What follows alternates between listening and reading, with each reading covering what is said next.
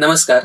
2023च्या साधनाच्या युवा अभ्यास वृत्तीमधून जे 3 लेख साधना साप्ताहिकामध्ये प्रसिद्ध झाले, त्या 3 लेखांच्या लेखकांशी आपण गप्पा मारतो आहोत.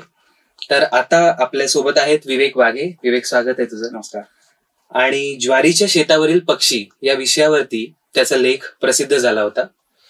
तर आता या लेखाच्या निमित्ताने त्याचा अभ्यास विषय आणि त्याचा फेलोशिपचा अनुभव याच्याबद्दल आपण त्याच्याशी बोलणार आहोत. तर विवेक, मला पहिला प्रश्न तुला असं विचारायचा आहे की तू लेखामध्ये म्हटलंयस की साधारण 15 वर्षापूर्वी तू पहिला साप पकडलास आणि त्यानंतर तुझ्या निसर्ग अभ्यासाला सुरुवात झाली. बरोबर. पुढे गावात 12वीचं शिक्षण घेतलं, त्यानंतर जळगावला BSc आणि मग MSc झुलॉजी मध्ये केलं आणि मग पुढे BEdचं शिक्षण तू घेतलंस. तर तो जो पहिला प्रसंग होता 8वीतला साधारण, की जिथून तुला तुझा अभ्यासाचा किंवा आवडीचा विषय सापडला, तो प्रसंग काय होता? झालं असं की 2008 साली, म्हणजे आम्ही अगोदरच विभक्त झालेलो होतो एकत्र कुटुंबातनं, पण आजोबांनी 2008 साली आम्हाला शेती दिली माझ्या वडिलांच्या ताब्यात, की तुझ्या वाटीची शेती आणि ती तुला करायची आहे. तर मग आता वडिलांकडे शेती आल्यावर साहजिकच आहे, शेतकरी कुटुंब म्हटल्यावर आपल्याला शेतात जाणं भाग आलं आणि काम करणं भाग आलं. तर आम्ही एक शेतमजूर लावलेला होता, म्हणजे त्याला सालगडी म्हणतो आपण, म्हणजे वर्षभरासाठी आपल्याकडे असतात. अजूनही ते आमच्याकडे आहेत. आता 2008ची गोष्ट, आता 2024, म्हणजे जवळजवळ 16 वर्ष झाले. ते एकच आहेत, वसराम पवार. त्यांचं नाव मी याच्यासाठीच घेतोय की ऍक्च्युअल ते त्या दिवसापासून आजपर्यंत माझ्या सोबत आहेत. तर त्यांनी खूप मोलाची मदत केली. मदत कशी केली तर त्यांच्यामुळे आवड निर्माण झाली एका अर्थाने. कारण काय झालं होतं, तोपर्यंत त्यांनी आमच्या गावापासून एक 10 किलोमीटरवर अजिंठा डोंगररांग आहे आणि शेती ही 5 किलोमीटरवर आहे. अजिंठा डोंगररांग म्हणजे अजिंठा पूर्ण डोंगर, लेणी नाही, त्याच्या टेकड्या आहेत. तर त्या टेकड्यांचा एक भाग गावाजवळ येतो. तर या वसराम काकाने आयुष्यभर तिथे गुरढोरं चारलेली होती शेतात, त्या जंगलामध्ये. आणि त्यांची एक छोटासा जमिनीचा काही गुंठ्याचा तुकडा तिथे डोंगराच्या पायथ्याशी बरड जमिनीचा तो होता. तर मग अधूनमधून त्या बरड जमिनीच्या तुकड्याकडे बघण्यासाठी किंवा काय नेमकं आहे त्या शेतात ते बघण्यासाठी ते अधूनमधून मला घेऊन जायचे तिथे. मग आम्ही कसं करायचो की वडिलांनी शेतात पाठवलेलं राहायचं, की समजा 12 वाजता पाठवलं, मग आम्ही दोघं मिळून पटापट काम आटपायचो. 3 पर्यंत काम आटपायची, मोटरसायकल घ्यायची आणि मग ते जंगलात जायचं. मग जंगलात गेल्यानंतर काय करायचं, मग असं झाडावर चढायचं, कुठेतरी वर टेकडीवर हिंडायचं, यायचं परत. असं अधूनमधून करत गेलो आणि मग त्याच्यामुळं जंगलात जायची आवड निर्माण झाली. असं आहे. मग आता याच्यात जर आपण पुढे गेलो की जंगलात जायची फक्त आवड निर्माण झाली, मग पुढं काय, मग आता संध्याकाळचा विषय म्हणतो तुम्हाला की 3ला जायचो, 4ला जायचो, 5ला जायचो. आणि घरी भांड्याचं दुकान पण होतं आमच्या. तर वडील 8 वाजता शेतात दुकानावरनं घरी यायचे. मग साधारण एक 8ला 5 कमी असताना घरात पोहोचलं पाहिजे. पण मग त्याला आम्हाला जंगलात सुद्धा बऱ्यापैकी अंधार व्हायचा. मग ती हिंमत वाढलेलीच होती जंगलातल्या अंधारामुळे. योगायोगाने आणि एक होतं ना, एक जरा दादागिरी करणारा एक वर्ग असतो, तर तसा मी सुरुवातीपासून एक डॅशिंग होतो. आणि मग थोड्या बडायक्या मारायच्या सुरुवातीपासून की मी असं केलं, मी तसं केलं. तर एकदा असेच मित्र आम्ही गावाच्या बाहेर जात होतो एका ठिकाणी. तर मी त्यांना बडाक्या मारल्या की आम्ही जंगलामध्ये काल असा साप पकडला, आणि तो पकडलेला नव्हता, ऍक्च्युअली दिसलेला होता. तर मग त्यांच्या समोर आता काय करायचं, आणि योगायोगाने असं झालं की समोर साप दिसला आम्हाला. आणि मग आता ते म्हटले की तुम्ही पकडा आता साप. मग आता काय करणार, आपण तर सांगितलेलं आहे की मी साप पकडला काल. मग आता नेमकं करायचं काय, मी डोक्यात एक विचार केला, थोडा अभ्यास होतो सुरुवातीपासून, की याचं जर आपण डोकं पकडलं, मान जर पकडली तर साप शक्यतो आपल्याला चावणार नाही. मग मान कशी पकडायची, तर काडीने मान दाबायची आणि मग साप पकडायचा. मग मी असंच 2 काठ्या घेऊन सापाला अर्ध्यात दाबला, नंतर मानेजवळ दाबला आणि साप उचलून घेतला. आता तो इतका मला एक थ्रिलिंग अनुभव होता. मी तो उचलला, एका कॅरीबॅग मध्ये टाकला आणि घरी घेऊन आलो.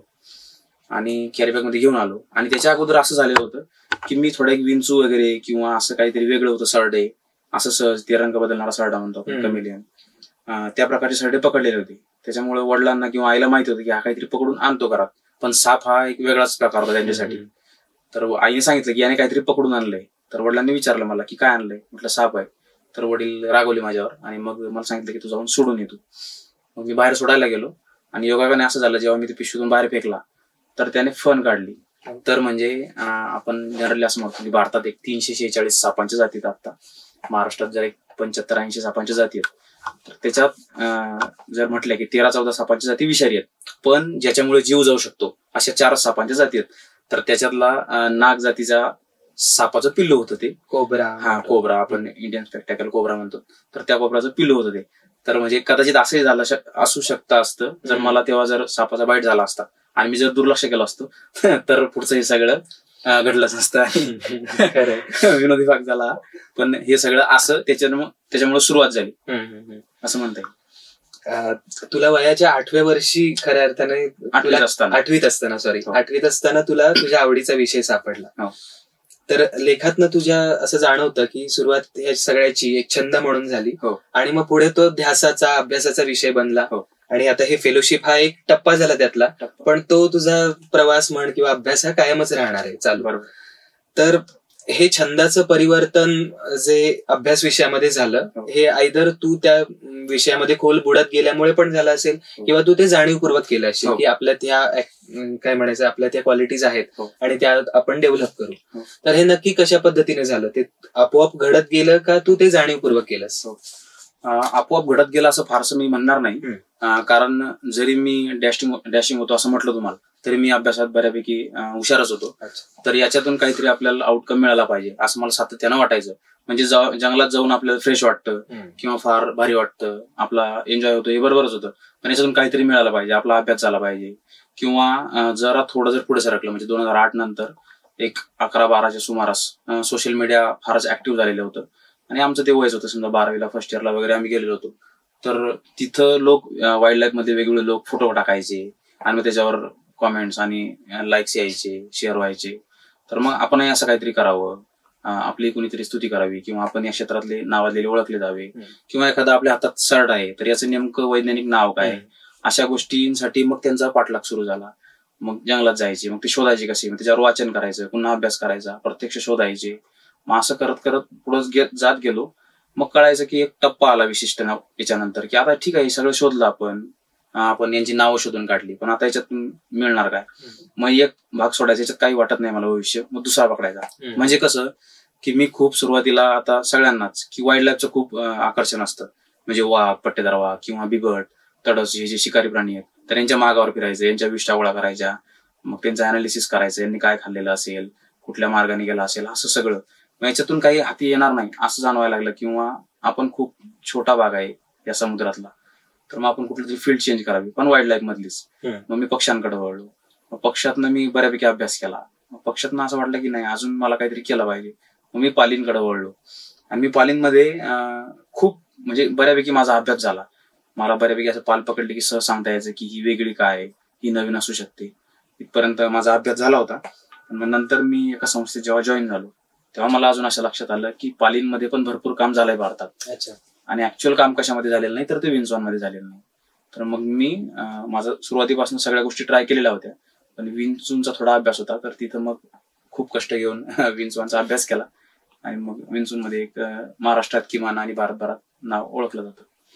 म्हणजे आता तुझ्या बोलण्यात असं लक्षात येते की साधारण वयाच्या 25च्या टप्प्यापर्यंत भरपूर तू ह्या सगळ्याचं एक्सपोजर घेतलेलं होतंस. तर या अभ्यासाच्या आवडीपोटी तू कुठे कुठे आणि कशी कशी भ्रमंती केलीस, हा एक प्रश्न तुला विचारायचा आहे. आणि दुसरा मला असं जाणवतं की जळगाव मधल्या पिंपळगाव हरेश्वर या ठिकाणी तू राहतोस, तर तिथल्या परिसराने तुला एक खूप मोठी संधी या सगळ्यासाठी उपलब्ध करून दिलेली. तर त्या परिसराचंही वर्णन तू थोडंसं आमच्यासाठी करावंस असं मला वाटतं. की मी कुठल्या कुठल्या भागात भ्रमंती गेली जर तुम्ही म्हणाल तर मी महाराष्ट्रातला आपला मध्य महाराष्ट्रातला जो भाग आहे, मराठवाड्याचा भाग किंवा खानदेशाचा भाग, जळगाव, धुळे, नंदुरबार किंवा नाशिक, संभाजीनगर किंवा आपले लातूर वगैरे हे जे जिल्हे, हे बऱ्यापैकी पालथी घालून झालेले होते माझी, किंवा बाजूचा बुलढाणा. आता सुरुवातीच्या टप्प्यात कसं असतंय की आपलं वय कमी, आपल्याला साधनं जाण्यासाठी फार कमी, मोटरसायकल आहे, मोटरसायकलने किती लांब जाता येईल आपल्याला, पुन्हा परत रात्री परत येता येईल, किंवा फारच आपल्याला लांब जायचंय तर फार सकाळी रात्री 2ला उठून 3 वाजता उठून जायचं आणि मग रात्री 9-10 पर्यंत म्हणजे 16 तास 15 तासात जितकं जाऊन येता येईल पुन्हा फिरून तितक्या लांब जायचं, असं सगळं सुरुवातीला झालं. पण मग जेव्हा नंतर मी बाहेर पडलो, मी गोव्यात एक काही दिवसांचा प्रोजेक्ट केला होता. एक रिसर्चर आहे, आपण नाव घेऊच त्यांचं पुढे, ज्या ज्या लोकांचं आपल्याला मार्गदर्शन मिळालं त्यांच्यामध्ये, तर तिथे एक प्रोजेक्ट केला. आणि मग नंतर एका संस्थेत जॉईन झाल्यानंतर तर मी जवळजवळ 2-2.5 वर्ष तिथं जॉब केला. तर त्यांच्या सोबतीने तमिळनाडूचं जंगल मी म्हणजे काही महिने, जवळजवळ 4-5 महिने आम्ही जंगलांमध्ये होतो वेगवेगळ्या वेळी. तर असं खूप फिरलो. नंतर मग इकडे मध्य प्रदेशातले काही जंगल मी बऱ्यापैकी फिरून काढले. पण सगळ्यात महत्वाचं असं होतं त्याच्यात की गावापासून मी आता पुढचा जो प्रश्न जोडून आहे की वेगवेगळ्या परिसंस्था, तर या सगळ्यात काय महत्वाचं होतं, काय क्लिक करणार होतं या सगळ्याला, तर ते अजिंठा डोंगर रांग. आता अजिंठा डोंगर रांग म्हटली म्हणजे काय, लोकांच्या डोक्यात फक्त काय येतं की अजिंठा लेण्या, पण अजिंठा डोंगर रांग ऍक्च्युली कुठनं सुरू होते तर नाशिक जिल्ह्यातलं एक मनमाड आहे किंवा ते नांदगाव आहे, ते एक न्यायडोंगरी नावाचं गाव आहे. त्या न्यायडोंगरीच्या पूर्वेपासून ते अजिंठा डोंगर रांग सुरू होते. संभाजीनगर, जळगाव जिल्ह्याचा काही भाग आणि मग पुढे बुलढाण्यात जाऊन ती संपते किंवा अजून मग तिची उंची खूप कमी कमी होत जाते. मग तिला ऍक्च्युली डोंगर रांग नाही म्हणतात, त्या खूप लहान लहान आकाराच्या टेकड्या होतात. तर हा सगळा भाग खूप जवळ असल्यामुळे घरापासून, म्हणजे शेतातून म्हणजे 15 मिनिटात मी सहज मोटरसायकलने पोहोचू शकतो. त्याच्यामुळे खूप एक्सपोजर मिळालं किंवा काम करता येण्यासारख्या संधी झाल्या निर्माण. तर ही एक परिसंस्था झाली जी आपण दाट जंगलातली परिसंस्था म्हणू किंवा उंच कडेकापरी असलेली परिसंस्था. दुसरी एक मग आता साहजिकच आहे, डोंगर जवळ आहे त्याच्यामुळं आजूबाजूला पाण्याचे स्रोत बऱ्यापैकी असणार आहे, पण गावं फारशी मोठी नाहीत, लोकसंख्या त्या मानानं तुरळक. त्याच्यामुळे खूप छोटे छोटे छोटे छोटे पाझर तलाव, पिंपळगाव, माझ्या पिंपळगाव हरेश्वर नावाचं गाव आहे त्याच्या परिसरात आहेत. त्याच्यामुळे मग तिथं जाऊन पक्षी निरीक्षण करायचं. मग पान पक्षी येतात आपल्याकडे, स्थलांतरित पक्षी येतात, तर त्यांचं निरीक्षण करायचं. किंवा बरड जमिनी आहेत, फारसा पाऊस पडत नाही, सेमिड्रेस काय म्हणतो आपण, ड्राय डिसिडियस प्रकारचं फॉरेस्ट आहे किंवा स्क्रब लँड्स आहेत, तर गवताळ पट्ट्या आहेत, तर तिथे जाऊन त्यांचं निरीक्षण करायचं. अशा वेगवेगळे हॅबिटॅट सगळीकडेच थोड्याफार फरकाने असतात. पण इथले जे मेजर आहेत ते खूप कमी जागेत आणि खूप जवळ त्यांचं डिस्ट्रीब्युशन आहे. त्याच्यामुळं एक वेगवेगळ्या परिसंस्थांचा अभ्यास फार जवळून करता आला. आणि कदाचित तुला ही सगळी टर्मिनॉलॉजी माहीत होण्याच्या आधीपासूनच तू त्या परिसराशी परिचित झाला असेल. हो, हे सगळं तसंच होतं. त्याला अजून एक कारण मी सांगतो. काय झालं होतं की विंचू शोधण्यासाठी रात्री एक टॉर्च येते, अल्ट्राव्हायोलेट टॉर्च, युव्ही टॉर्च. पण मी इतका त्या अभ्यासात पुढे गेलेलो होतो की मी टॅक्सॉनॉमीच्या गोष्टी करत होतो किंवा महाराष्ट्रातले किंवा भारतातले जे तज्ञ लोक होते त्यांच्यासोबत चर्चा करू शकत होतो त्यांच्या ज्ञानाबाबतीत किंवा त्यांच्या नावांबाबतीत किंवा आयडेंटिफिकेशनच्या बाबतीत. पण मला हे माहित नव्हतं की अशा शोधांना, विंचू शोधायला सुद्धा अशी एक टॉर्च असते आणि रात्री विंचू शोधावे लागतात. पण त्याचं म्हणजे तोटा एक प्रकारे असा होता किंवा फायदा म्हणू शकतो आपण, तो अशा पद्धतीने होता की मी सगळे हॅबिटॅट शोधून काढले होते. कारण मला माहितच नाही ना की रात्री जाऊन टॉर्चने विंचू शोधायचे असतात. मी दिवसा जायचो, मग वेगवेगळे हॅबिटॅट शोधायचे. अरे लाकडाच्या किंवा खोडाच्या सालीत मिळणारा विंचू आहे, तर विंचू प्रत्येक झाडाच्या साली काढून बघायच्या आणि कुठल्या झाडाच्या सालीत मिळतो ते लिहून ठेवायचं, त्याचा अभ्यास करायचा. मग ते हॅबिटॅट कळतात त्यांची की नेमके विंचू कुठल्या झाडाच्या खोडातच तुम्हाला मिळतील किंवा जमिनीवर, काळ्या जमिनीत कुठले मिळतील, बरड जमिनीत कुठल्या मिळतील, दगडांखाली किंवा जास्त मोठे दगड असले तर कुठले मिळतील. हे सगळे विंचवांच्या जातीनुसार त्यांचे हॅबिटॅट, मायक्रो हॅबिटॅट तयार झालेले असतात एकाच परिसंस्थेमध्ये. पण ते फारशे लोकांच्या लक्षात येत नाहीत कारण ते टॉर्चने शोधत असतात. मग हे सगळे असे निरीक्षण काही वेळा संसाधनांची आपण म्हणतो ना कमतरता, तर त्या कमतरतेमुळे कसा फायदा होतो, तर हा एक पॉझिटिव्ह गोष्ट त्यात होती. तुझ्या लेखामध्ये असा एक उल्लेख आला आहे की 12वी नंतर एका संशोधन संस्थेबरोबर तू काम केलंस आणि गोवा, कर्नाटक, तामिळनाडू या राज्यातल्या घनदाट जंगलामध्ये अनेक महिने भटकंती करून तिथल्या वन्यजीवांचा अभ्यास केलास. आणि त्यावेळेला जगाला नवीन अशा 3 प्रजातींचा शोध लावून त्यांचं नामकरण करून त्याबद्दलचं विस्तृत संशोधन, त्याचा निबंध तू आंतरराष्ट्रीय पातळीवरती प्रसिद्ध केलास. तर या संशोधनाबद्दल थोडं सांग. तर सगळ्यात सुरुवातीला 2 संस्थांनी मला खूप मदत केली याच्यात. एक नायडस नावाचे डॉक्टर वरदगिरी, हे भारतातलं जे आता नवीन आमची जी पिढी आहे कारण संशोधकांची वाईल्ड लाईफ मधली, तर त्या सगळ्यांचं इन्स्पिरेशन किंवा आम्ही असं म्हणतो की आम्ही सगळे वरदगिरीचे प्रोडक्ट्स आहोत, बाय प्रोडक्ट्स आहोत, की वरदगिरीने आम्हाला सगळ्यांना घडवलं आणि इन्स्पिरेशन दिली आणि खूप बारीक सारीक गोष्टींची माहिती दिली. तर त्यांच्यासोबत एक प्रोजेक्ट केला होता मी सुरुवातीला गोव्यामध्ये. नायडस नावाची त्यांची संस्था आहे, तर त्यांच्यासोबत बऱ्याच गोष्टी कळाल्या आणि मग असं झालं की एक आपण छोट्या जागेत खूप काहीतरी करत असतो पण ते आपली दखल कोणी घेत नाही. तर वरदगिरींच्या ते लक्षात आलं की याच्याकडे खूप नॉलेज आहे, हा फील्डवर खूप चांगल्या म्हणजे खूप कमी लोकांपैकी आहे असा भारतातल्या की हा इतकं चांगलं फील्डवर करू शकतो, हे त्या वरदगिरींच्या लक्षात आलं. आणि वरदगिरी हे नाव म्हणजे ते नाव घेतल्याशिवाय जे सापांचं किंवा विंचवांचं, पालींचं जे संशोधन क्षेत्र आहे ते पुढे जाऊच शकत नाही, पूर्ण होऊ शकत नाही.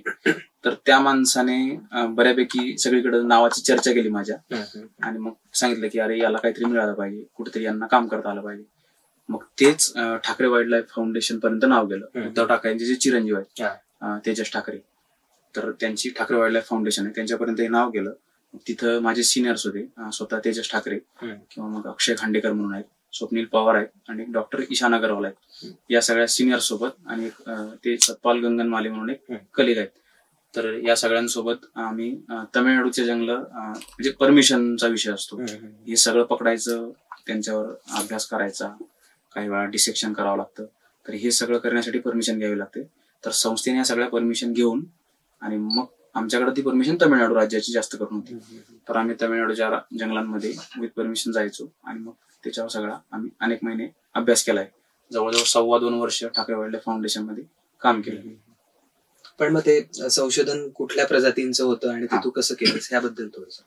तर मी अगोदरच म्हटल्याप्रमाणे की अगोदरपासून डोक्यात पालींचा खूप विषय होता की मला आता पालींवर काम करायचंय. पण तिथं गेल्यावर असं लक्षात आलं की ही जी सगळी सिनियर मंडळी होती किंवा भारतातली इतर मंडळी होती, तर यांनी खूप कॉम्प्लेक्स लेवलच काम बाकी ठेवलंय, जे फार सहजासहजी होईल किंवा माझ्या पातळीवर मला सुरुवातीला करता येईल असं काम यांनी शिल्लक ठेवलेलं नाहीये. किंवा असतील पण मग ते नॉर्थ ईस्टला जावं लागेल, ते जंगल एक्सप्लोर करावं लागतील, मग तितकासा निधी आपल्याकडे नाही, वेळ नाही, तर मग किंवा परमिशन्स नाही. त्याच्यामुळे मग काय करता येईल, तर मग मी अनेक गोष्टी सुरुवातीला म्हटलं की मी ट्राय केलेल्या होत्या. तसे मी स्कॉर्पियन पण ट्राय केलेले होते, विंचू. तर मग मी विंचूंचा पुन्हा अभ्यास करायला लागलो आणि मग माझ्याकडून जळगाव जिल्ह्यातनं पण मला काही विंचवाचे प्रजातीचे नमुने सापडलेले होते आणि ते त्याच्यावर अभ्यास असल्यामुळे मला कळाले होतं की हे नवीन असणार आहे. पण ते डिस्क्राईब करणं आणि ते आंतरराष्ट्रीय पातळीवर मांडणं आणि ते प्रकाशित करणं ही एक मोठी गोष्ट आहे. तर माझे सिनियर अक्षय खांडेकर आणि दुसरे तेजस ठाकरे, तर यांनी मार्गदर्शन केलं आणि मदत केली. या आमच्या आणि सतपाल गंगनमाले, आम्ही चौघांनी मिळून जळगाव जिल्ह्यातनं पहिला नवीन प्रजातीचा विंचू शोधून काढला आणि मग तो सातपुड्याच्या पायथ्याशी मिळाला, म्हणून त्याचं सातपुरा एन्सिस लावावं लागतं जर लोकेशनवरून नाव दिलेलं असलं तर. आणि त्याचं कॉमसोबतच नाव होतं, जिनतचं नाव, तर कॉमसोबतच सातपुरा एन्सिस असं पहिल्या प्रजातीचं नामकरण झालं. आणि विशेष म्हणजे त्याच्यात मी फर्स्ट ऑथर होतो. आता असं आहे संशोधन क्षेत्रात किंवा एकूणच रिसर्च मध्ये, एटाल लावायला खूप वर्ष मेहनत करावी लागते, खूप वर्ष जाऊ द्यावी लागतात. पण मी त्या बाबतीत खूप नशीबवान होतो. कदाचित गावाकडे घेतलेली मेहनत कामास आली आणि मी पहिल्याच पेपरला वाघे एटाल मला ऑथरशिप मिळू शकली किंवा फर्स्ट ऑथर मी झालो. हा झाला पहिल्या प्रजातीचा. मग आम्ही तमिळनाडूत भटकंती केलीच होती, मग इथे एक मिळाला, तर मग आम्हाला तमिळनाडूत पुन्हा काही विंचवांच्या प्रजातीचे नमुने मिळाले की हे पण इंटरेस्टिंग वाटतंय. मग आम्ही त्याच्यावर अभ्यास केला पुन्हा काही महिने. त्याच्यातनं असं लक्षात आलं की अरे हे पुन्हा नवं आहे. तर चिरोमॅचेटस नावाचा एक विंचवाची जात आहे, त्याला आपण जिनस म्हणतो. तर त्याच्यावरून आम्ही अभ्यास केला आणि लक्षात आलं की ही पुन्हा नवीन प्रजाती असू शकते. त्याच्यावर पुन्हा रिसर्च केल्यानंतर लक्षात आलं. मग तो जिथे मिळालेला होता त्याच्यावरनं आम्ही त्या पुन्हा विंचवाला नाव दिलं. अच्छा. तर अगस्त्यामलाई नावाचं एक शिखर आहे तमिळनाडू आणि केरळच्या बॉर्डरवर, तर त्याच्यावरनं आम्ही त्याला नाव दिलं चिरोमॅचेटस अगस्त्यामलायन्सिस. अगस्त्यामलाई नावाचं शिखर असल्यामुळे हे झालं दुसरं. आणि मग पुन्हा पालीचं आलंच की 2 विंचू केले, मग आता काहीतरी आपण अजून वेगळं ट्राय करूया. मग एक पाल आम्ही डिस्क्राईब केली. आपल्याकडं घरात जी पाल मिळते ती हेमिडॅक्टिलस नावाचा जिनस आहे. तर त्या हेमिडॅक्टिलस नावाच्या जिनसच्या त्याच्यातली उपजात आम्ही शोधून काढली, ती पण तमिळनाडूच्याच जंगलांमधून. तर क्वाड्रॅटिकोलस असं नाव दिलं. तर क्वाड्स नावाचा एक गारगुटीचा खडक आहे, त्या खडकावरती मिळते म्हणून तिला क्वाड्रॅटिकोलस असं नाव दिलं. आता हे कोलस का, तर हे सगळं नामकरणाची सुरुवात कार्ल लिनियसने केली. आणि कार्ल लिनियस हा लॅटिन होता. तर सुरुवातीने त्याने साहजिकच सुरुवात केल्यामुळे हे सगळे शब्द लॅटिन भाषेतले आहेत. त्याच्यामुळे ते जशी तसे अजूनही बऱ्यापैकी वापरले जातात. त्याच्यामुळे हे नाव असं आहे. एन्सिस आपण लावलं सुरुवातीच्या 2 प्रजातींना, किंवा इथं कोलस लावलं, त्याच्यामुळे हे सगळं असं आहे. ओके. तर आता मी थोडस आपल्या मुलाखतीचा रुख हा आपल्या फेलोशिपकडे वळवतो. मला तुझ्या फेलोशिपच्या अनुभवांबद्दल असं जाणून घ्यायचंय की अगदी सुरुवातीला तुला या फेलोशिप बद्दल कळलं, तू अर्ज केलास, त्यानंतर ज्वारीच्या शेतातले पक्षी असा फारसा त्याच्यावर संशोधन झालेलं नाही असा विषय निवडलास. तुझा प्रस्ताव विषय वाचून समितीने तुझी निवड केली आणि त्यानंतर एक कार्यशाळा साधनामधून घेण्यात आली. तर तिथे जे उपस्थित असलेले तज्ज्ञ होते त्यांनी सगळ्याच फेलोजची चर्चा केली आणि त्यातनं मग तुझा विषय किंवा तू निवडलेला विषय, त्यावर अपेक्षित असलेलं संशोधन, हे थोडंसं त्याचा आराखडा हा निश्चित होत गेला असेल. तर ह्या सगळ्या टप्प्यांविषयी मला थोडं तू सांग की कसं कसं ही प्रक्रिया घडत गेली आणि त्याचा तुला व्यक्तिशः फायदा कसा होत गेला. एक खेडेगावात राहिल्यामुळे आणि फारसं एक्सपोजर न मिळाल्यामुळे स्वतःबद्दल एक सगळ्यांनाच न्यूनगंड असतो, तो मलाही होता. तर एक मैत्रीण कम बहीण आहे श्वेता पाटील म्हणून, तर ती मला अधूनमधून अशा गोष्टी शेअर करत राहायची की तू एखादी इंटरनॅशनल कॉन्फरन्ससाठी का अटेंड करत नाही, याला का जॉईन करत नाही. किंवा माझे गुरु आहेत विक्रम पाटील सर म्हणून, मी जे काय करू शकलो ते त्यांच्यामुळेच करू शकलो असं मी आज रोजी इथं सांगू शकतो. तर ते मला प्रोत्साहित करत राहायचे की तू अजून रिसर्च केला पाहिजे, अभ्यास केला पाहिजे. तसं श्वेता पाटील पण मला काही ना काही गोष्टी पाठवत राहायची. तसंच श्वेताने एक दिवशी मला याचं कात्रण पाठवलं जाहिरात, आणि तू अप्लाय कर. मी म्हटलं इतका दीर्घ लेख आणि माझं काही होणार नाही, लिखाणाचा अनुभव नाही. तर ती म्हटली नाही तू अप्लाय कर, बघूया आपण. तर मग मी अप्लाय केलं आणि सिलेक्शन झालं. नंतर मग ते 18 लोकांमधून मुलाखत झाली. मग मुलाखतीमधून पुन्हा नाव निश्चित झालं तांबे रायमानेसाठी. मग इथं येऊन कार्यशाळा झाली, तर तज्ज्ञ आलेले होते. आम्ही सगळे 10 निवड झालेले मुलं आणि बाकी साधनाची सगळी टीम आपली. तर यांनी आपल्याला एकूणच तुमचं अगोदरचं काय काम आहे, तुमचा एक काय हेतू आहे या सगळ्यांच्या पाठीमागे, किंवा तुम्ही भविष्यात आता पुढच्या 6 महिन्याच्यावर कसं काम करणार आहे आणि काय लिहिणार आहे, हे सगळं जाणून घेतलं. आणि मग आम्हाला बऱ्यापैकी सूचना केल्या की हे या पद्धतीने जायला हवं. किंवा तुम्ही समजा जर मी आता माझ्या विषयाबद्दल जर बोलायचं झालं की ज्वारीच्या शेतातले पक्षी, तर माझं निरीक्षण असं होतं सुरुवातीला की शेतात फक्त पक्षी येऊन काय धान्य खात नाही, तर ते शेतात मदत करतात. तर त्यांचं असं म्हणणं होतं की जे दिसलं, जी निरीक्षण आहेत ती जशीच्या तशी लिहायची. किंवा तुम्ही फक्त तुमचा लेख चांगला झाला पाहिजे म्हणून पक्षी ज्वारी खातच नाहीत, तर अशा प्रकारची काही तुम्ही निरीक्षणात त्यात ऍड करू नका, अशा सूचना केल्या. आणि मग हे सगळं घडत गेलं. आणि मग या सगळ्यात विनोद शिरसाट सरांचा तर प्रचंड हातभार आहे.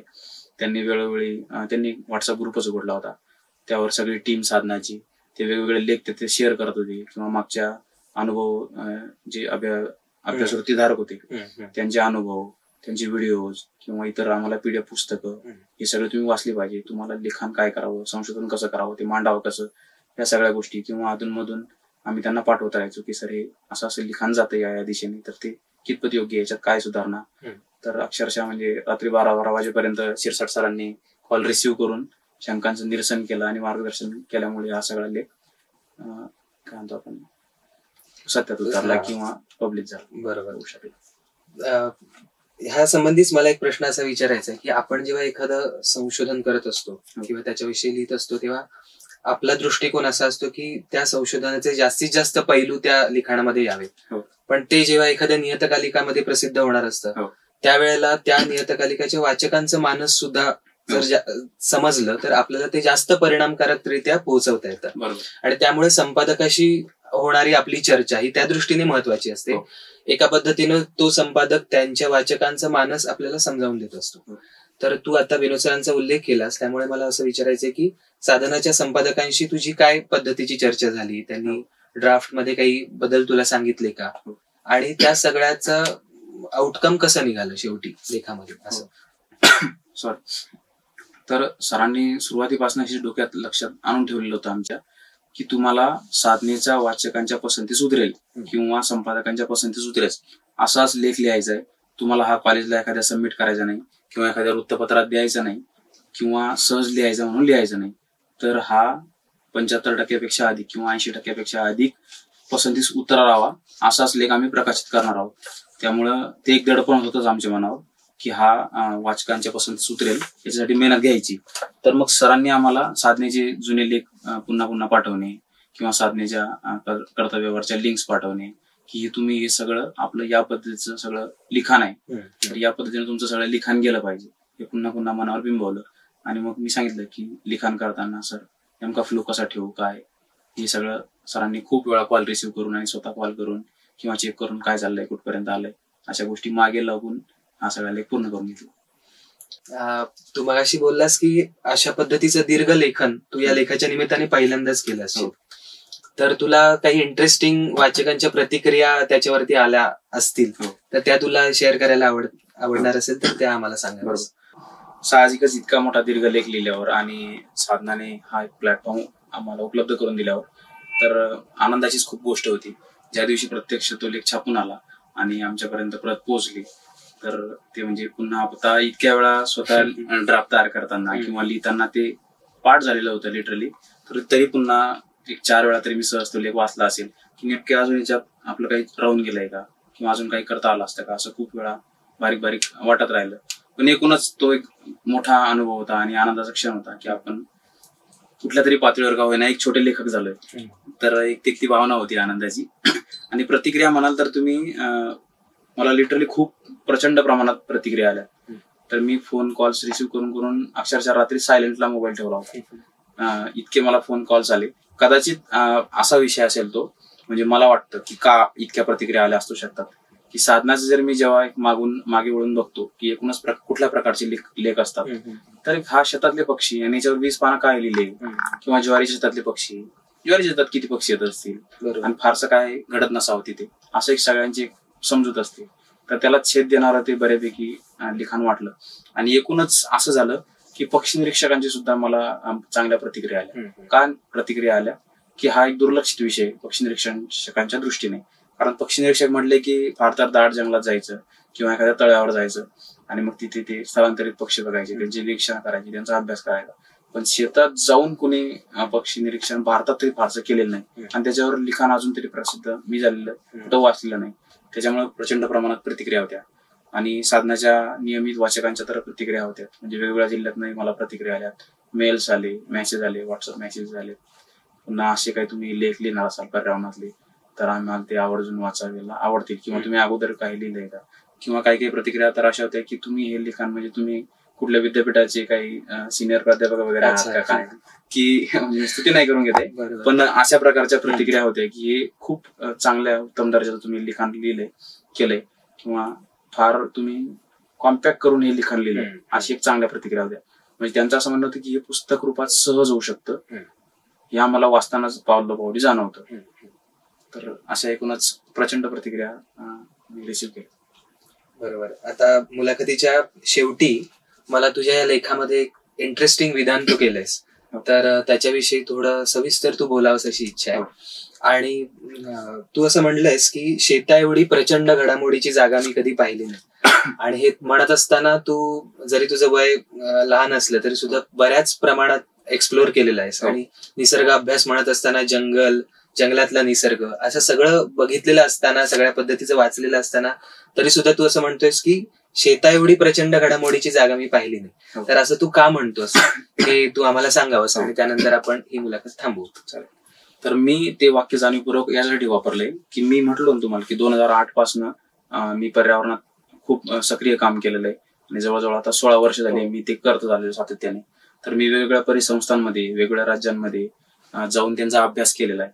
पण हा सगळा अभ्यास करताना काही गोष्टी लक्षात येतात, त्या अशा की तुम्हाला जंगलात जायचंय, तुम्हाला काही ऍक्टिव्हिटी बघायचंय, म्हणजे तुम्हाला अनेक तास तिथे ताटकळत बसावं लागतं जर वाईल्ड लाईफ तुम्हाला जर खरंच शोधून काढायचंय, किंवा इव्हन जरी पक्ष्यांचा जरी अभ्यास करायचाय तरी खूप तुम्हाला सकाळी, पहाटे किंवा फार सायंकाळी किंवा काही खूप चांगल्या जाडीच्या ठिकाणी, अशाच ठिकाणी जरी तुम्ही गेले तर तुम्हाला एक 15, 20, 25 प्रजातीचे पक्षी दिसतात. किंवा तुम्ही पाणथळ ठिकाणी गेले की पाणथळ प्रदेशात ठीक आहे की तुम्हाला खूप मोठ्या संख्येने पक्षी दिसून येतात, पण ऍक्टिव्हिटी काय असतात तर ते त्यांचं खाद्य शोधत असतात. पण पाण्याचा पसारा इतका मोठा असतो की ते फार दाटीवाटीने तिथे पक्षी जमा झालेले दिसत नाही किंवा माळरानांवर तीच गत आहे. पण जेव्हा तुम्ही शेतात येतात तर शेतात ज्वारीचं क्षेत्र 1 एकर समजा, तर त्या 1 एकर क्षेत्रामध्ये एका वेळी जर तुम्ही सकाळच्या वेळी जर शेतात गेले 7 वाजता तर 1 एकरात किमान 80 जातीचे पक्षी तुम्हाला दिसतात, 70 जातीचे पक्षी दिसतात आणि ते कुणी बघत नाही. 70 जातीचे पक्षी दिसतात आणि पक्ष्यांची संख्या आता रब्बी आणि खरीपात वेगवेगळी संख्या असणार आहे. धान्य काय म्हणतो आपण मॅच्युअर झाल्यानंतर किंवा मॅच्युअर असताना संख्या वेगळी असणार आहे. अनेक पैलू आहेत त्याला, वेळेचा आहे, पाऊस पडून गेलाय, थंडी आहे, ऊन आहे. पण जर एक चांगली वेळ पकडली, चांगला सीझन पकडला किंवा अधिक योग्य पोषक वातावरण पकडलं पक्ष्यांना शेतात आकर्षित करण्यासाठी, तर एका वेळी किमान 4-4 हजार पक्षी 1 एकरच्या शेतामध्ये मी स्वतः पाहिलेले. आता तुम्ही एक विचार करा की 1 एकरचं 2 एकरचं क्षेत्र आहे, त्याच्यात जर 2000, 3000, 4000 संख्येने जर पक्षी आहेत तर त्यांच्यात किती आपापसात भांडणं होत असतील. कारण चांगल्या क्वालिटीचं ज्वारीचं कणीस आहे त्याच्यावर जाऊन बसायचंय, किंवा त्यांच्यात आपापसात भांडणं होतात. एखादा कीटक आहे, तो कीटक हवेत उडाला तर त्या कीटकाकडे अनेक पक्ष्यांचं एकाच वेळी 10 पक्ष्यांचं लक्ष जातं, तर ते एकमेकांची भांडतात. मग काही पक्षी भांडतात म्हणून काही पक्षी बुजरे असतात मुळातच, मग ते मोठ्या आकाराच्या पक्ष्यासोबत सावलीने त्यांच्या आश्रयाने वावरतात. मग त्यांच्यातलं आपण एक म्युच्युअल अंडरस्टँडिंग म्हणतो किंवा सहजीवन म्हणतो, ते आपल्याला दिसून येतं.